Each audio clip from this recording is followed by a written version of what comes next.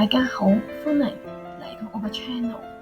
咁今日想同大家 share 一啲點樣喺淘寶同拼多多可以以最低最平嘅價錢落到一張單嘅方法。咁鍾意我嘅 channel 就記得 like、comment 同 subscribe 啦。咁究竟淘寶同拼多多有咩分別呢？相信大家都用咗呢兩個唔同嘅電商有一段時間啦。咁最近淘寶同拼多多都出咗一件包郵啦。咁究竟要點樣去搜尋 search 咧，先至可以撈到佢最低嘅價錢咧？咁我呢度可以分享少少竅門俾大家嘅。咁第一樣我想講嘅咧，就係當你喺淘寶搜尋一樣物品嘅時候咧，個價錢相對於你喺拼多多作出個搜尋咧，出嚟嗰個價錢通常係淘寶會貴啲嘅。咁點解咧？其實因為係背後嘅因素導致淘寶嘅收費會比較高嘅。咁例如淘寶係一個比較完善嘅電商啦，咁佢有一啲嘅售後服務啊、退款等等，亦都有本地退啦，所以令到佢個電商營運成本較為高啊。咁淘寶亦都收取電商中間嗰個佣金亦都較高啦，所以喺淘寶入邊嘅商家就要將個價錢提高，而去平衡翻佢嗰個收入啦。相反，你喺拼多多搜尋嘅時候咧，佢通常頭一兩件物品或者頭五樣都會出現一個叫做券後嘅情況啦嘅價錢俾你啦。咁其實佢通常券後就會維持喺一個鐘頭內。咁其實一個鐘頭內你就要落呢張單㗎啦。如果唔係咧，一個鐘頭後咧，佢就會維持翻一個原本嘅價錢啦。咁同埋因為拼多多佢背後有好多一啲企業嘅一啲支持啦，同埋一啲嘅補貼啦，所以拼多多嘅所發出嘅優惠券都比較多嘅。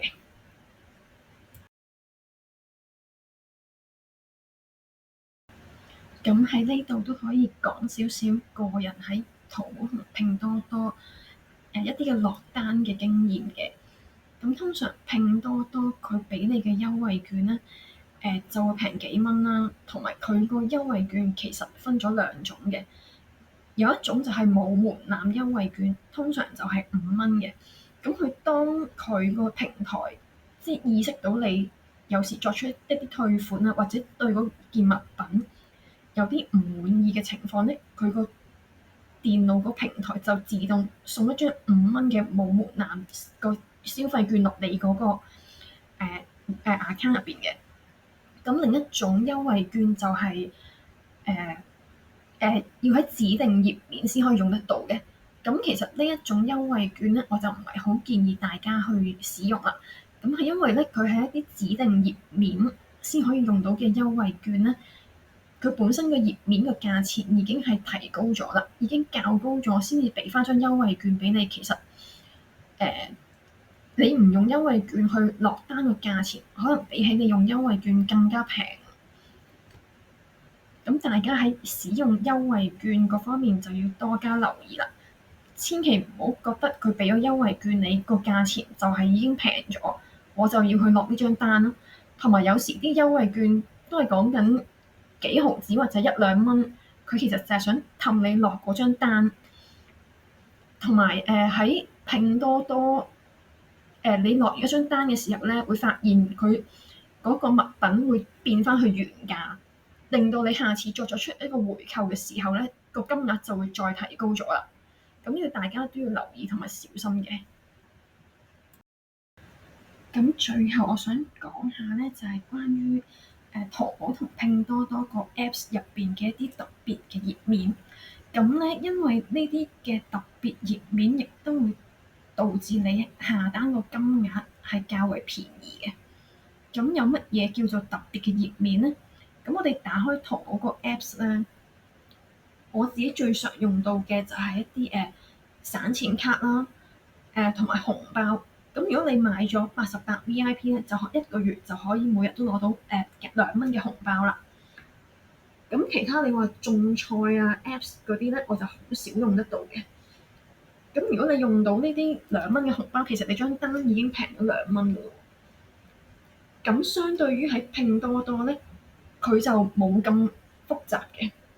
我多數喺拼多多用開嘅一啲特別嘅頁面咧，就分別有誒set，即係3個2set。你喺嗰個搜尋度打3個2set咧，佢就會入咗一個叫做幸運框傳蛋，咁就係一個框蛋嘅所謂可以話遊戲嘅。咁你入到去呢個版面咧，佢有9隻金蛋啊。咁其實頭嗰7隻咧都係免費咁樣可以俾你敲雞蛋嘅。咁佢嗰個平台個電腦知道你最常買啲乜嘢咧，佢就會平咗可能幾毫子或者幾蚊嘅價錢俾你啦。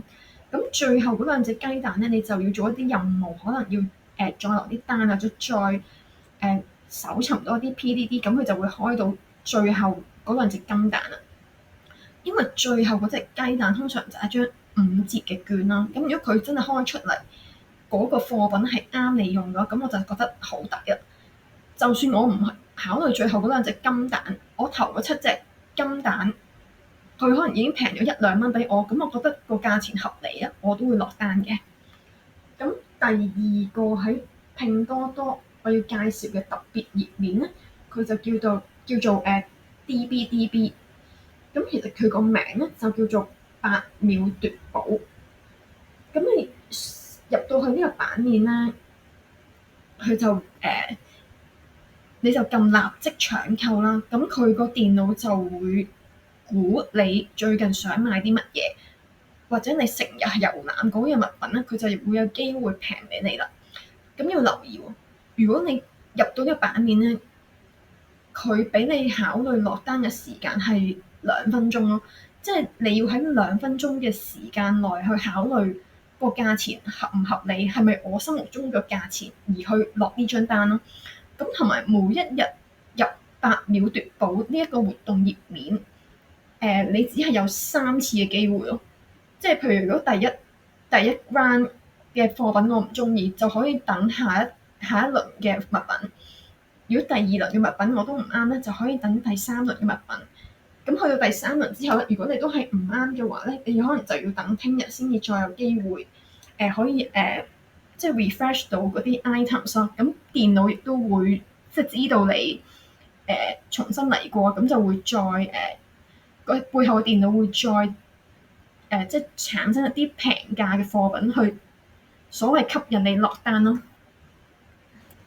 咁喺呢度咧，我都教咗大家3個唔同嘅方法，咁就可以落一張比起你普通 search 出嚟個價錢平嘅方法啦。咁我有時睇翻自己一啲購買嘅記錄咧，相對於我普通搜尋出嚟嗰個價錢，真係會平少少嘅。咁積少成多啦，你買1件嘅平1蚊，你買10幾20件就平到10幾20蚊啦。同埋有時俾啲朋友見到我嘅購買記錄啦，佢哋都會話啊，點解你落單個價錢可以咁低咁平嘅？咁喺呢度就同大家分享咗3個唔同嘅方法啦。咁如果你哋中意我 channel 嘅話，就可以like、comment 同埋 subscribe 啦。好多謝大家。